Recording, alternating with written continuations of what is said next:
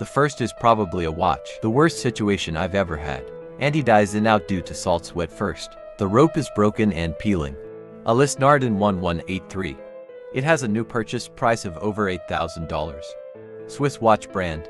They're known for their high-end designs and machines. To restore this watch, it takes a lot of time. The first is the most difficult thing to do, being in the water for a long time. Using specialized chemicals will recover 99%. Watch till the end and see the result.